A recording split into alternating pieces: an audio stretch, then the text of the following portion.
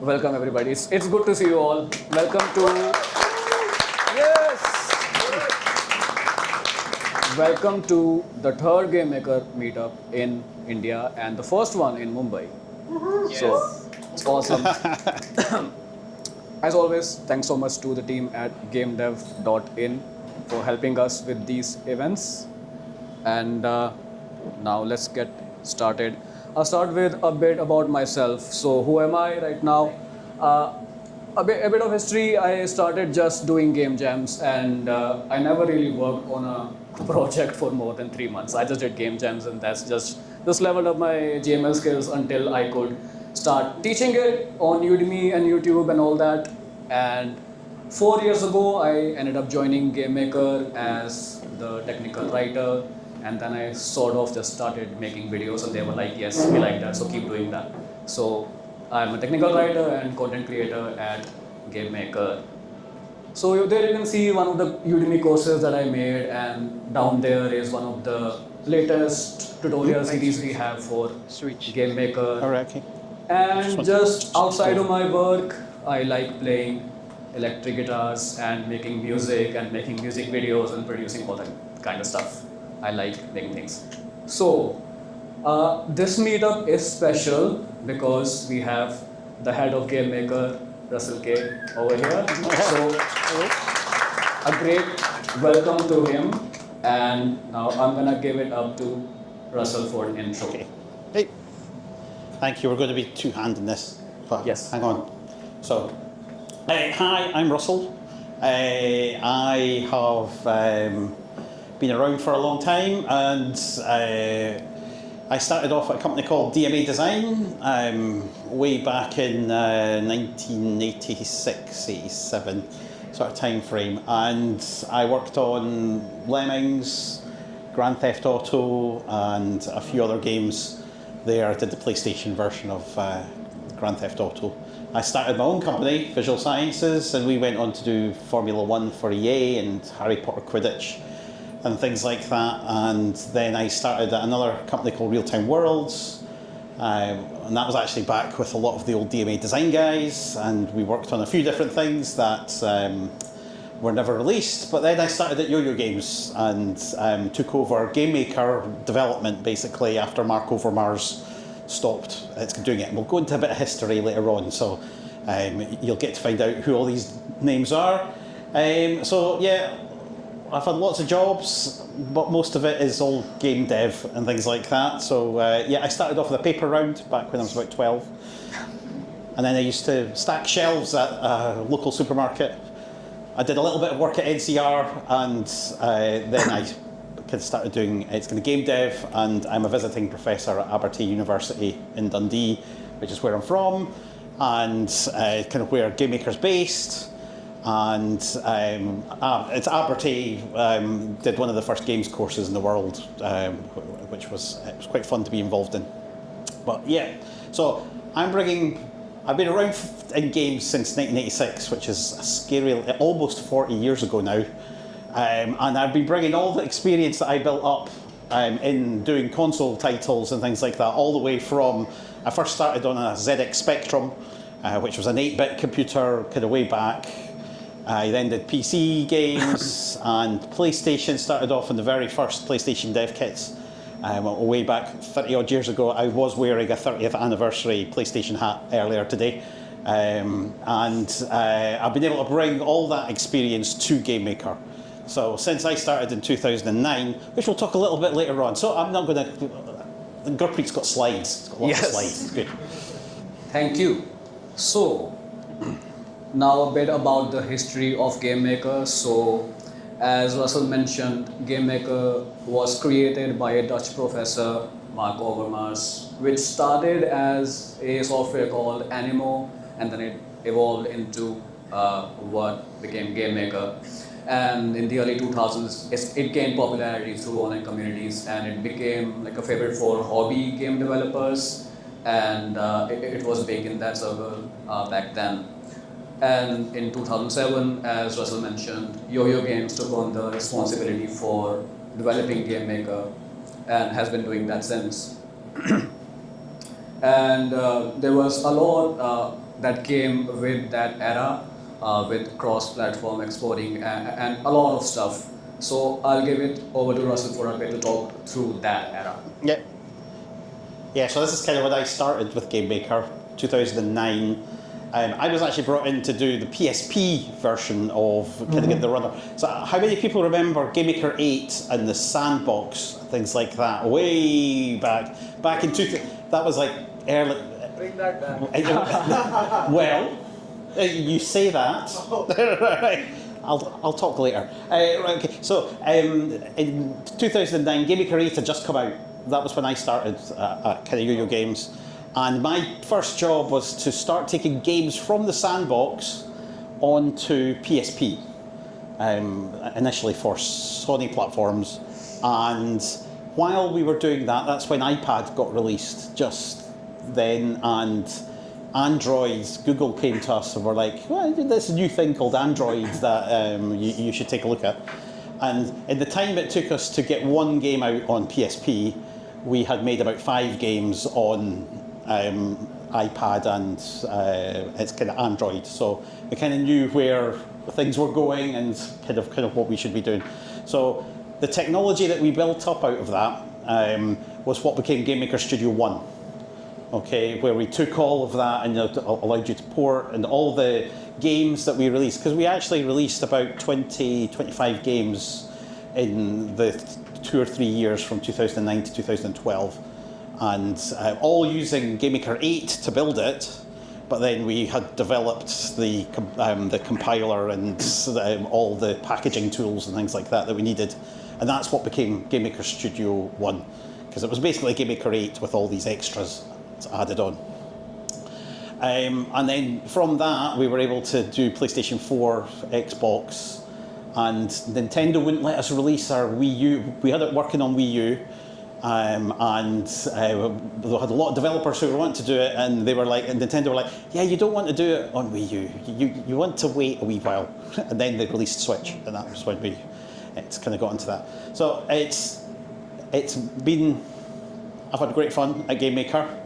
I was originally just doing all the technical stuff, all the CTO side of things, and kind of plotting our technical path, but I'm now head of Gamemaker and kind of looking after all these things. We became part of Opera in 2021, and that's been great because they really share our vision of what should be happening.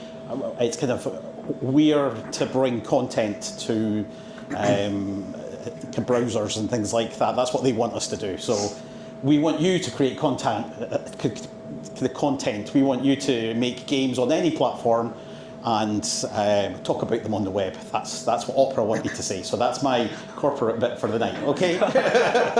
Nice. There you go. Thank you, Russell. Moving on, Gamemaker recently turned 25 in November. So just 6 months behind me. But that was nice. And we made a game to celebrate our 25 years of history. And it's up on Steam. And yes, that is Russell in the game. And there are a lot of us in the game. Yes. So it's on Steam, it's free. So go check it out. It's called Gamemaker 25th Anniversary. I think, yes, logo is there. And a lot of people, just like us, celebrating Gamemaker's 25th anniversary. Mm-hmm. So what is Gamemaker? Let me talk about that for a bit. It's a fast and easy to use game engine, mostly fitted for 2D, and it's been used to develop a lot of well-known indie games. And you can in it you can either use visual programming or you can code with the Gamemaker language. And soon, just later on these slides, we're going to be touching on how else you can code in the near future. Gamemaker allows you to export to desktop, mobile, web, and major consoles. So we've got all that stuff covered. And we have official game templates that you can use as a starting point or to study how a game is made in Gamemaker. We have official asset bundles with like art and sounds that you can just use in your games. and we have a vibrant and helpful community. Gamemaker is, I've used multiple engines, and Gamemaker is like one of the nicest communities, and like even doing an event here, like I can see that this is like one of the friendliest communities ever. So that's always a plus. And we are part of the Sony India Hero project, so if your project is part of that, then we are here to provide assistance. And about GameMaker licenses, GameMaker is free. You can make a game apparently. You can export it and share it anywhere for free, desktop, web, mobile. So you can export it, get it running, share it, that's all free. And if you want to do that commercially, then there's a one-time payment. It's a one-time lifetime license for $100. And we do regional pricing, so in India, it's like half of what? Yes, there you can see. It's down there. So you can get the regional pricing version either on Steam or through our website. When you log in and go to your accounts page, you should see that, should be able to. We are working to update our website so it's reflected on the main website. But we have digital pricing, and the console exports are available on the enterprise license. Now a bit about the source. The HTML5, the web runtime source, is available on GitHub for everyone to look at and see how Gamemaker works behind the scenes on that, or to contribute. And enterprise users get runtime source for all platforms. Where to find Gamemaker? You can go to our website, you can download it from there, check out the licenses. We are present on all the socials, and we have our Discord community, and we also have a forum website if you prefer that. So we have great communities. And as for the awards, these are some of the awards that we have gotten recently, and these are some of the games you might recognize that were made in Gamemaker and did very well. Yes, now for a video. These are some of the games made with Gamemaker.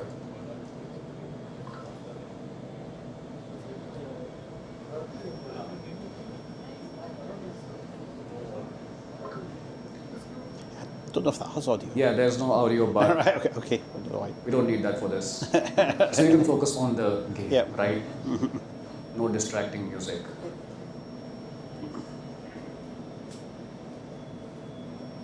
You can play your favorite song in your head, that's okay. Yes. Should have brought your electric guitar. Yeah. Gamemaker. I'm singing the shaders. Shader. Song.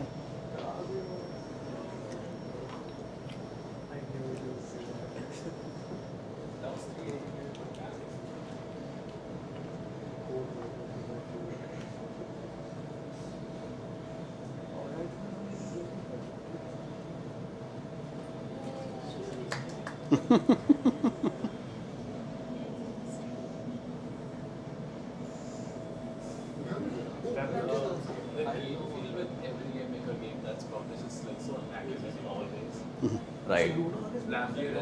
Yeah. अभी इधर आके बोलना. Yeah. Yeah, that's a good one. Right. You can check those out if you want, but we're not gonna play those right now. It just exited full screen because it wants to. Okay. Right. So, Indian Gamemaker games. These are some of the ones that we have got in the works. And we have got developers from all of these teams present at this meetup. So yeah, go run to them and just check out their games. We have got Fishbowl from IB's My Friend Studio. We have got Appa from Heat Death Studios, and Ungrateful from Trust Me Games. So do check these games out. And for the future of Gamemaker, I'm gonna invite Russell to Okay. talk more about that. Yeah, I'll come over Thank this you. side. Yes. Thank you, Gurpreet. Excellent. So, the future of Gamemaker. So, we're not resting on our laurels. We are improving things across the board in various different ways, and kind of what we're coming. We've been working for quite a while now on what we call GMRT. It's the Gamemaker runtime. It's our new runtime side of things. There's 3 parts to Gamemaker. There's the runtime. That's the bit that runs on all of the targets. So the runtime runs on iOS and Android and PlayStation 4, 5. And we've been working for quite some time now on the improving things there. So we've got a kind of greater performance. Gamemaker has normally been an interpreted, it's kind of game engine, and we are now doing native compilation now. So I'm not going to say it's as fast as C++, but we're improving things, and it's kind of using better technologies there. We're in beta with that currently. Sorry, I keep moving the microphone and looking over here, so I'm going to have to do that. We are going to be supporting all exports that we currently support, and currently we do Windows, Mac, Linux, web, and we have 2 flavours of web just now. So we've got our WebAssembly, and we've also got our HTML5 side. And we are going to, we support iOS and Android, and PlayStation 4, 5, and Switch. And the one I'm about to announce in the next slide. So there is another one coming. And for GMRT, we will be supporting all the same platforms. We will not be supporting JavaScript, though. It is just going to be WebAssembly going forward. Okay. We have announced already, but I'll go into more depth in it tonight, that we are supporting JavaScript and C# going forward as well. So, and they're actually going to be coming this year for everybody. And we're also working with GMRT allows us to start doing live coding. So it means that you will be able to write something within the IDE, and you'll be able to see it within the IDE running without having to go through a full play debug cycle, that sort of thing. New features that we've got, we just released UI layers, came out on Tuesday, just before I left to arrive here. Later this year we will have our prefab builder. A prefab is a Gamemaker project that you can include within your project. It makes managing its kind of projects so much easier. To date, Gamemaker has been like monolithic. Your whole game is within a single project, but this will allow you to have packages and reference things, and you can share code amongst people much easier. Not just code, but all assets, all the art, all of the sequences, which is how we do animations and things like that. Your UI layers, you'll be able to put them all into prefabs and share them amongst your studio, amongst your team, amongst friends, amongst other developers. So that's a big thing for us. We're also doing user plugins at the IDE level, so that you can actually create your own plugin, which is part of the IDE, and change your workflow. And that's coming later this year as well. If you like ARM64 devices, we're bringing Windows ARM64. You can already build a game just now in Gamemaker for a Windows ARM64, but we'll be bringing the IDE with ARM64 as well. And it's probably going to be Q1 next year now, but we will be doing multiplayer as part of Gamemaker as well. Nice. Next slide. This is the big news just last week. This is actually Super Crate Box running on a Switch 2. It's my big secret that I've been for the last 6 months. I've had a Switch 2 sitting on my desk and doing all of the... it's kicking back. It does just look like normal Super Crate Box, but that's because it is. It's just the old source code running. It's kind of there. But yes, we've got Switch 2, day one. If you are a Switch 2 developer from Nintendo, then you will be able to get access to that as soon as I get back to my desk and get the get all the last bits in. But no, you can do it. It's good right now. UI layers, you might have wondered what on earth that I was talking about, but basically within Gamemaker, while we've had the ability to do 2D things, it's a 2D game engine, come on, we haven't actually had a way of doing responsive design within the UI side of things, much to our shame, but we've actually brought it now. So you can use flex panels, which are basically CSS flex boxes that you use in HTML all the time to provide a responsive UI. We've got interactive creation within the IDE. You can use your sprites, instances, sequences, text, all these different things. Your UI designer can create them, put them straight in, and it works on all platforms, and it was actually released. Eventually, it's been quite a long journey to get this all in. We can play our video to see. Oh, Second. Got a preview Spoilers. there for next slide. But essentially, you can use drag and drop to create your UI components. I think this is Gurpreet doing your video. Yeah, this is from one of my tutorials. So you can watch Gurpreet showing all these different things as to what it's actually doing, that sort of stuff, so that you can do that. So it has been a bugbear of Gamemaker developers for a while now that creating this stuff was quite code intensive and things like that. You can do it, it's possible, but now there is a built-in component to be able to do that. Other thing that we've got is SVG support. That was released this week as well. So it's full SVG. It doesn't just convert it into a bitmap or anything like that. We've had that for years. We've been able to do that for years. This allows you to load any SVG, and these are actual images that we just took from the Inkscape website. Right, we weren't involved in making these at all. This was just, let's just load something. And the great thing about it is that these SVGs are kept as vectors. So it means that when they get rendered, you can render them at different scales and sizes. The only thing that you have to do at compile time is just decide how curvy something is going to be. So there's a slider up at the top here, which is precision, it says, and that's how precise the curves are. So if you're only ever going to see it small, but you want it to still scale properly, but you're still only ever going to see it small, then you can have it quite crudely done down at the lower levels. But it looks just gorgeous, when you actually see it up and going. I can show you in real life. I've got it in my bag over there. But it's just amazing. And you can zoom right in. It's really nice. And the release that we've just done with the SVG, sorry, could you go back to the SVG? Yes. The release we've just done, you can only have one frame just now. But the next release of Gamemaker that we're going to do, we're going to allow you to have multiple frames. So they'll just work like normal sprites.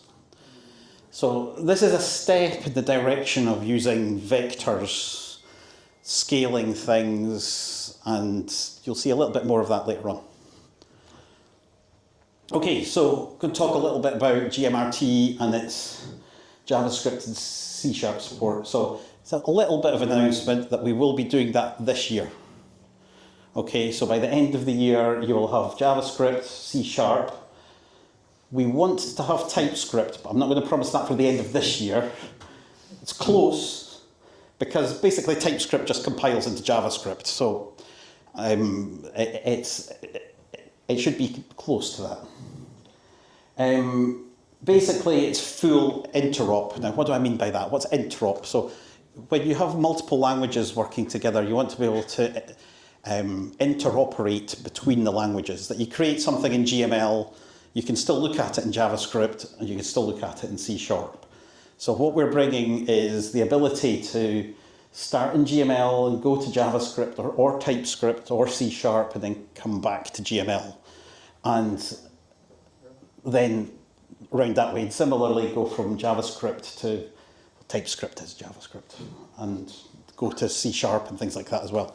So that's a complete circle. You'll actually be able to do that. Now, I'll talk a little bit about the C# later on. So a lot of this is allowed because of the way that GMRT has been written. And this is where we wanted to go a long time ago. I've been working on GMRTs for about 6 years now, so it's been a long time gestating. Our new text editor has what's called Language Server Protocol support, LSP. And that's how Visual Studio Code works. So kind of VS Code It allows you to handle multiple languages and things like that, and it's all quite transparent. We're using the same technology. So essentially, that means that our text editor can now support multiple different sorts of languages. We've started off with a GML one, it's just now. So what you use in Gamemaker at the moment with our new text editor is the kind of GML language server, which, because it's an LSP now, that means you can use that inside VS Code. You could use it inside other text editors as well.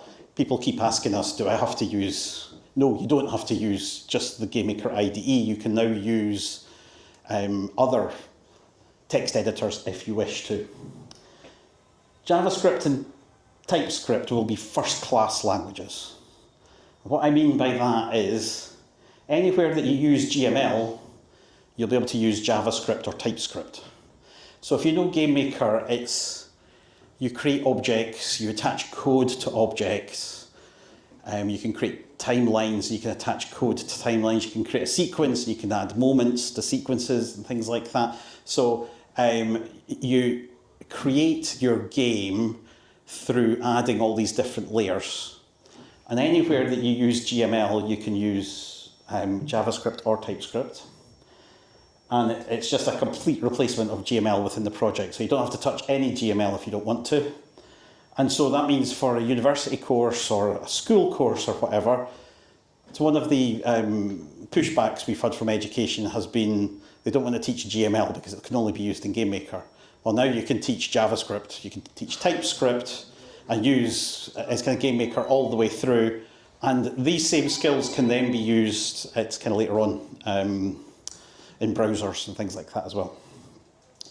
So C# will be available, can be used in any script. So Gamemaker has these idea of scripts.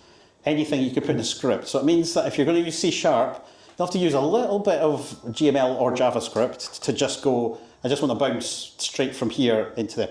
Somebody is going to make a library at some point, it might even be me, which will mean that you can just pretend that your C# object is a Gamemaker object, because you'll be able to do that. But so your events will still have to be GML or JavaScript or TypeScript. And we are using the standard Microsoft.NET compiler. So this isn't something fancy that we've cooked up ourselves. This is actually just, no, we're just using the .NET. The Gamemaker IDE and compilers are all written in C#. We're very happy working in C#, so we know how this works. But it means there's not going to be any speed penalty. It means that you're not having to go, oh, well, this isn't quite normal C#, so the speed that I've profiled and things like that, it's not quite working out like some other game engines that begin with U have that sort of issue. Our JavaScript and TypeScript will be ahead of time compiled. So they'll be compiled using GMRT to the same thing that GML is done in. That means that you've got full compatibility with GML and JavaScript, etc. We will be supporting eval, but our eval will be supported as being interpreted at runtime. Okay, so there will be a speed penalty for that, because we can't ahead of time compile it. We don't know what you're going to have. So you will be able to do an eval thing. That does mean that there is an avenue then for doing user-generated content and things like that within your game, to do mods, that sort of stuff. And there will be an avenue for that. We are also looking at doing a GML for user-generated content for mods, stuff like that too, so that we'd have a compiler that you can do that with. So TypeScript will be supported as a transpiler, just the way it currently is, just in normal TypeScript. That's all it is. It's just a transpiler to JavaScript. We'll just be using that. And we're going to be using an open source LSP for both. So it means if there's any issues and things like that, it can be fed through the community, things like that too. You might notice there's a GIF down here, and that GIF we're actually playing. It's actually showing JavaScript as it works now. You can actually try JavaScript now. We did an experimental release kind of last year, and we're going to be releasing more information about that across the next few weeks.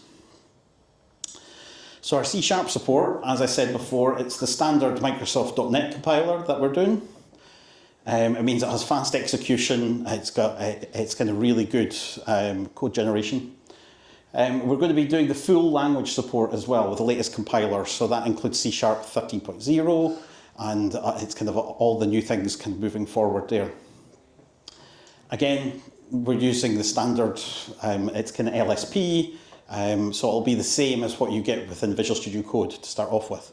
So it has the syntax highlighting, code completion, and all the sort of kind of various components of that. We'll be supporting it across all the Microsoft supported platforms. One of the downsides here is that C# doesn't support all the platforms that we do. Okay, so we have to say up front we will be supporting desktop, web, mobile, and Xbox currently. That's mainly because Microsoft haven't announced what they're doing with Nintendo and with Sony. So watch Microsoft as to exactly when they all become released, if they become released. But anyway, you can see across here we've got some C# code which we actually have been running within Gamemaker. So we've got an experimental version across here which allows the sort of full interop between it's kind of GML. And you can come and see the slide properly if you want to investigate what that could. Well, this is more of a, this is what it could look like. It's what it looks like right now, but whether or not it stays like that by the time we actually release it is a different question. Okay. And something else that we are working on in the future. So we have a content team, and they are working on various different things. We recently took on a chap called Patrick Craiff, who has developed a 3D mod for Gamemaker called BB Mod, and we are, it should loop, I set that to loop earlier today. Anyway, we are going to be doing more 3D. We're bringing more components of 3D to Gamemaker. We'll be starting off with the runtime side of things, and then we'll be slowly changing over within the IDE and things like that as well. So that's a little glimpse into the future as to what we're doing. This is what our content team have been working on. This is for a particular product that we're making with a few other parts of Opera as well. But this is all working within a browser as well. The other big component of GMRT, which I didn't really touch on this because we've talked about it a lot before, is that we support WebGPU. WebGPU is our base platform for all graphics going forward and on all platforms. So you'll be able to create WebGPU code that will work across consoles and desktops, mobile, web.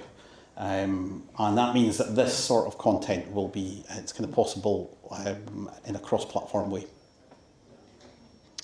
Okay. And any questions?